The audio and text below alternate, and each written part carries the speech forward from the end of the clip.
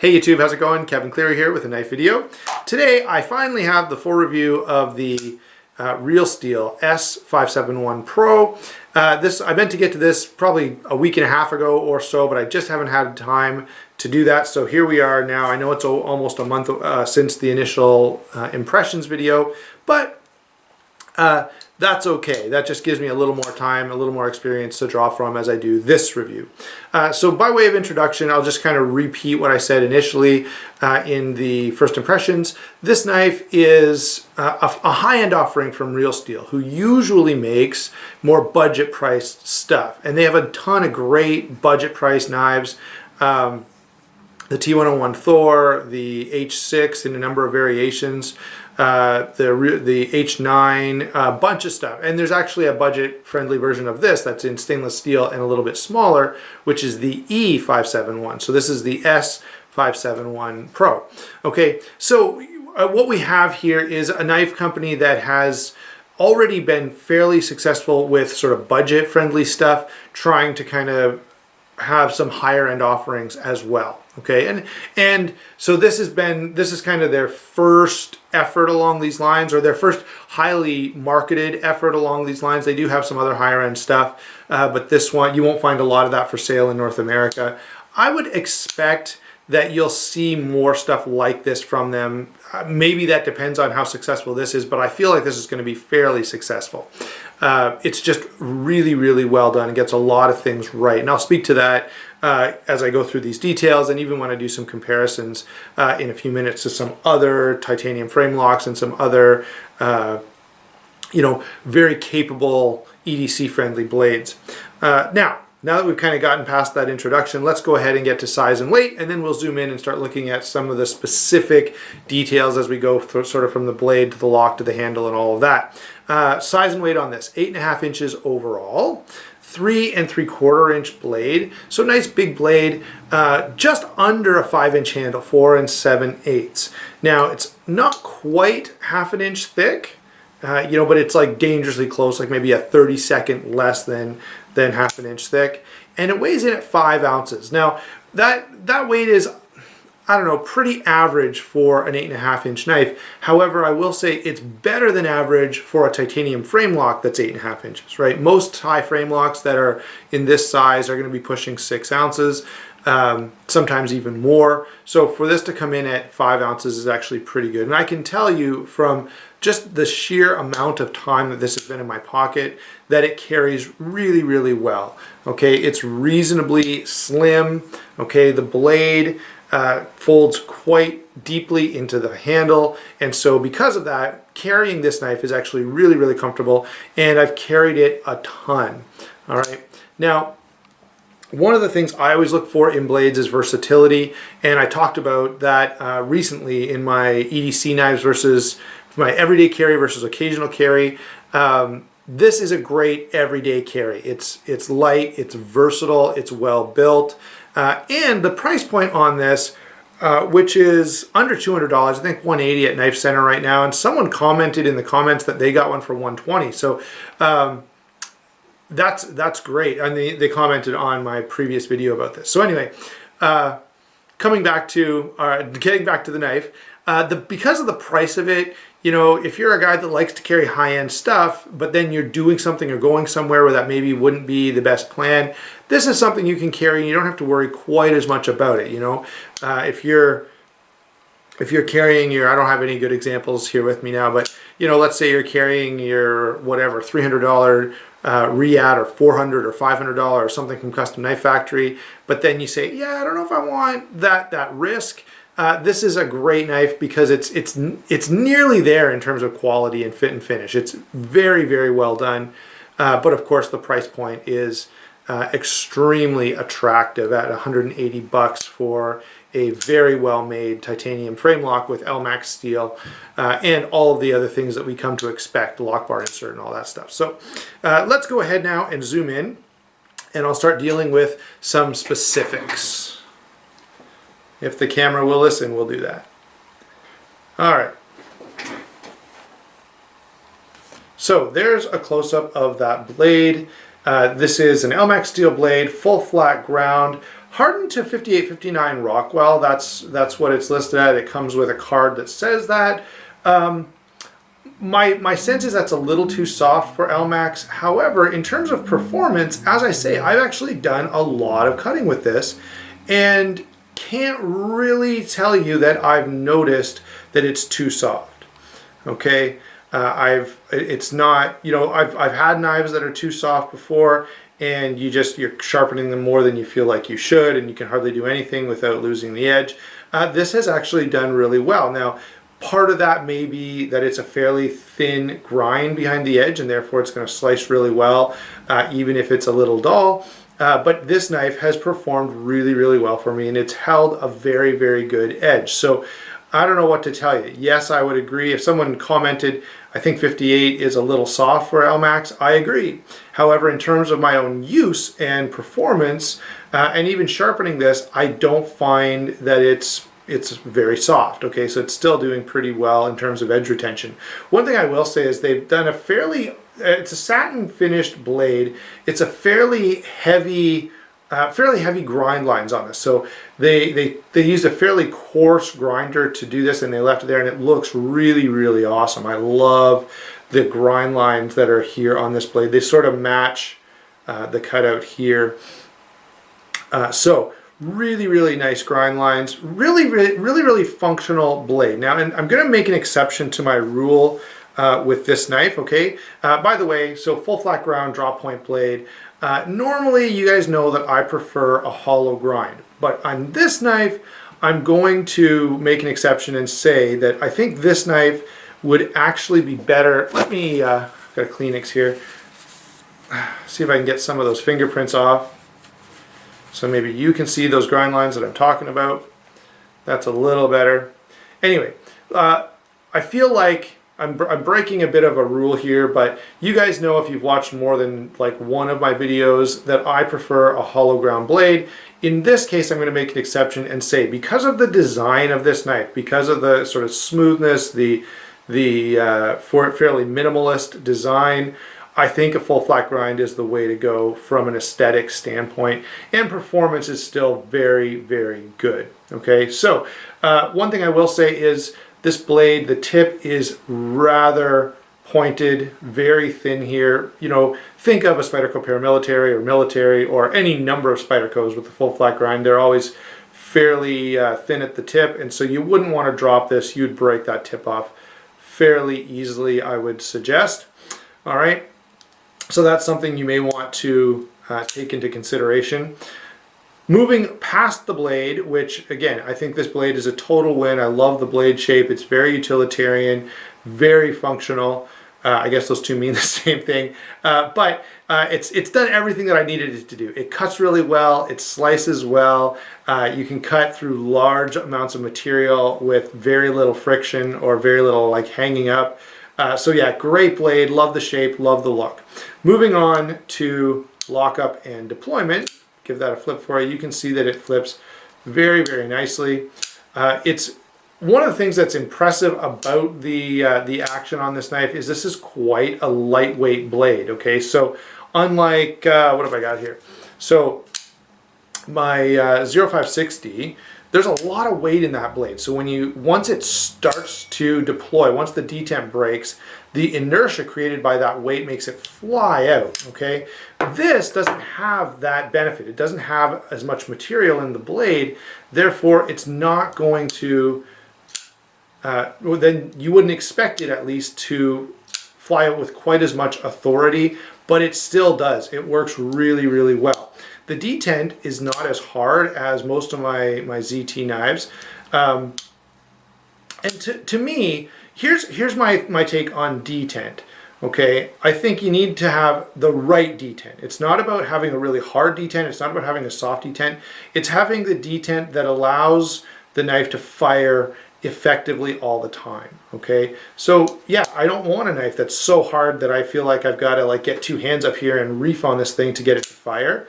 Okay, but it needs to be stiff enough that I'm not getting, I'm going to see if I can make this fail.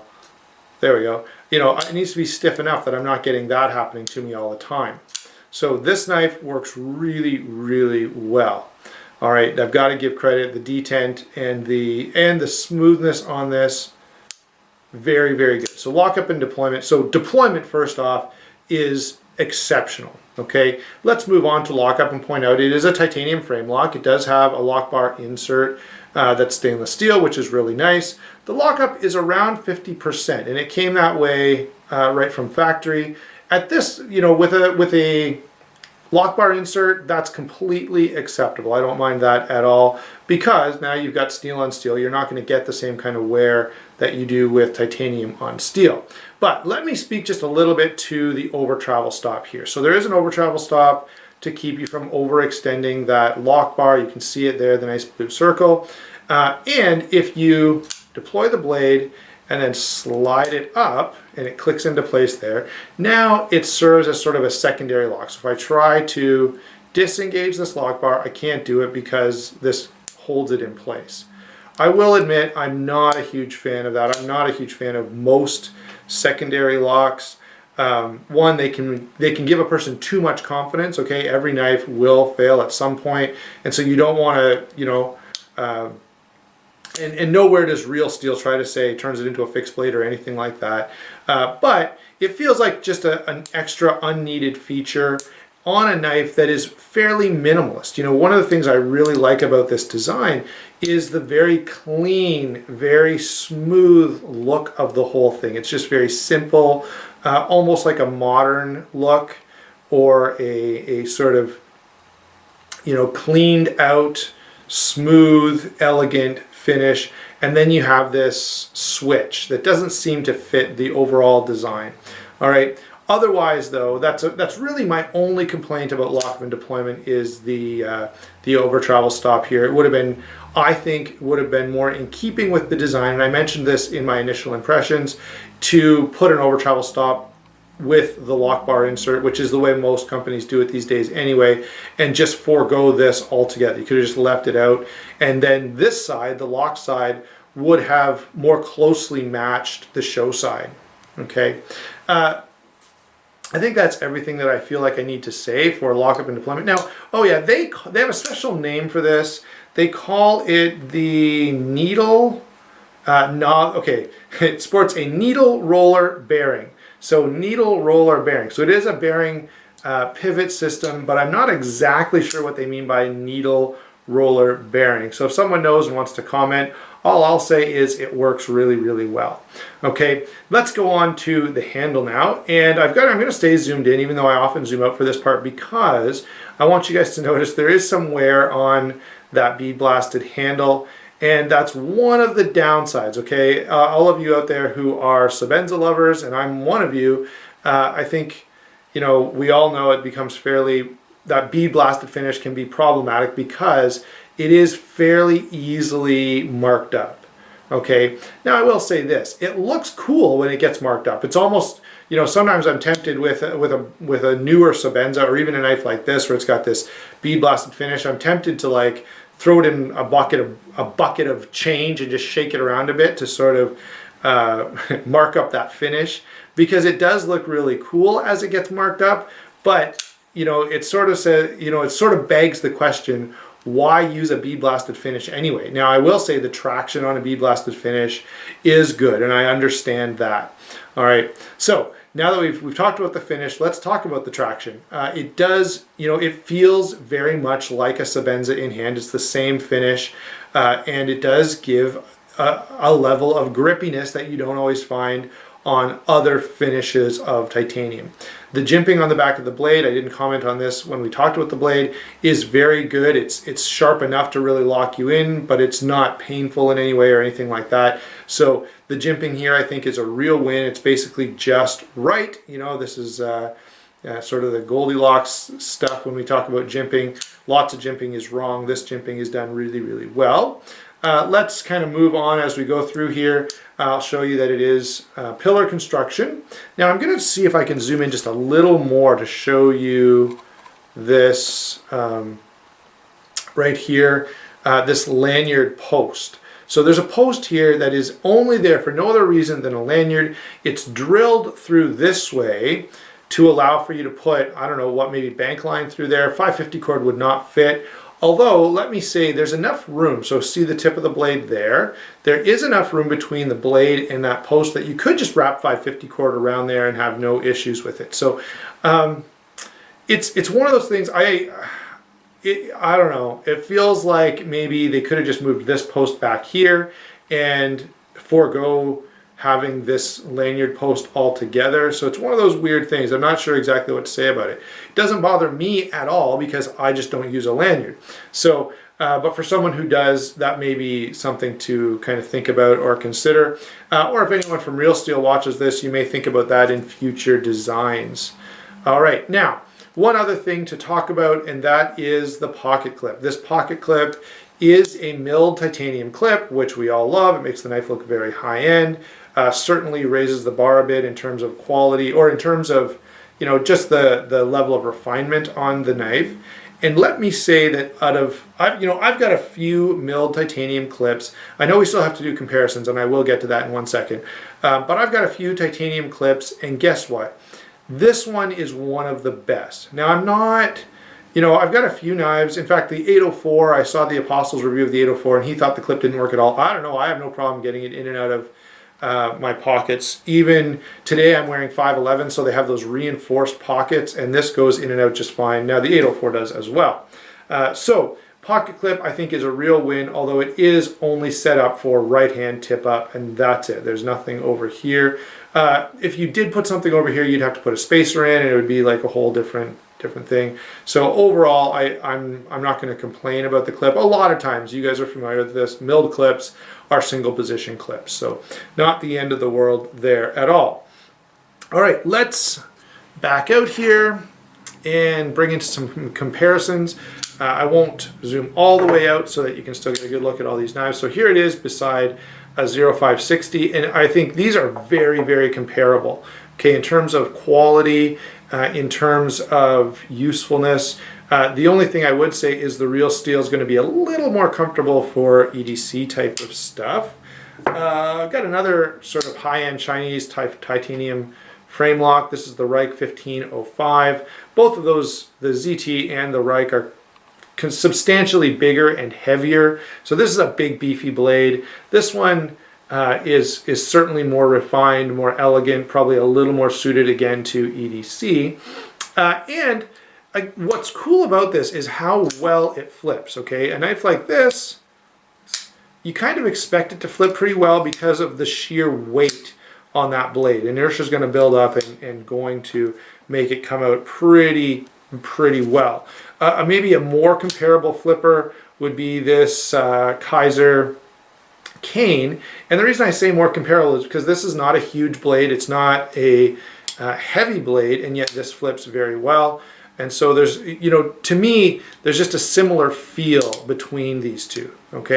And I'll tell you, I can't give you a lot of common comparisons for how this blade flips because, you know, a lot of the ZTs that have the lighter blades, they have very stiff detents that make up for that. This doesn't have a crazy stiff detent, and it does have a fairly light blade, but it still flips really, really well. One more comparison, since we're talking about really good EDC-friendly blades, here is a Rat 1. And again, it's a very common blade, so a lot of people will have this and be familiar and kind of know what they're dealing with in terms of size. Again, one thing that this has that is cool is the amount of cutting edge, which was substantially more if you saw that compared to the Rat 1. So overall, guys, I think this is an exceptional knife. I like the overall aesthetics of it. I love the blade shape. I love the grind lines. The only things I would even consider changing, if you're going to go with LMAX, you could make it a little harder. And the lanyard here is sort of, you know, it doesn't bother me, but it sort of seems like a weird thing to have. Otherwise, I think this knife is a total win. And I will say,